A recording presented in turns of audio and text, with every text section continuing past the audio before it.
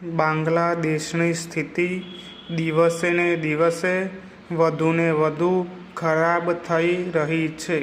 બાંગ્લાદેશમાં રાજકીય ઉથલપાથલ બાદ શાંતિનું નોબેલ પ્રાઇઝ મેળવનાર 84 વર્ષના મોહમ્મદ યુનુસને દેશના કાર્યકારી વડા બનાવાયા હતા. તેમના વડપણ નીચે સરકારની પણ રચના કરવામાં આવી હતી.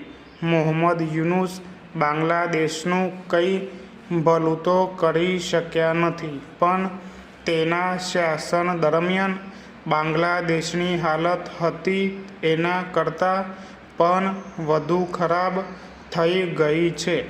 મોહમ્મદ યુનુસે ભારત સાથે વાયડાઈ કરવામાં કંઈ બાકી રાખ્યું નથી.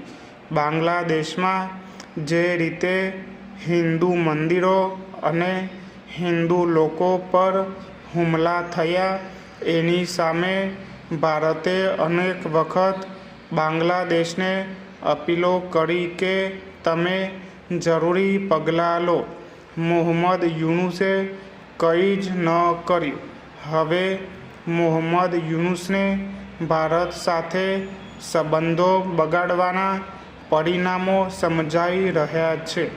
તેને ખબર પડી ગઈ છે કે ભારતની મદદ વગર સ્થિતિ ખરાબ થઈ જવાની છે. છેલ્લા કેટલાય સમયથી બાંગ્લાદેશ એવા પ્રયાસો કરી રહ્યું છે કે મોહમ્મદ યુનુસની મુલાકાત વડાપ્રધાન મોદી સાથે થાય. આપણો દેશ પહેલેથી કોઈ ભાવ આપતો નથી. ફકરો. આ દરમિયાન એક સંજોગ એવો સર્જાયો કે એક જ પ્રસંગમાં વડાપ્રધાન મોદી અને બાંગ્લાદેશના મોહમ્મદ યુનુસ હાજર હોય. થાઈલેન્ડમાં આગામી તારીખ 2 થી 4 દરમિયાન બિમસ્ટેકની બેઠક યોજાવાની છે. આપણા વડાપ્રધાન નરેન્દ્ર મોદી આ બેઠકમાં હાજરી આપવા માટે થાઈલેન્ડ જવાના છે. બાંગ્લાદેશ બિમસ્ટેકનું સભ્ય છે.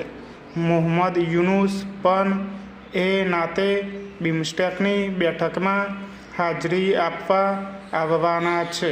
બાંગ્લાદેશની સરકારને થયું કે મોદીને મળવાનો આ સારો મોકો છે.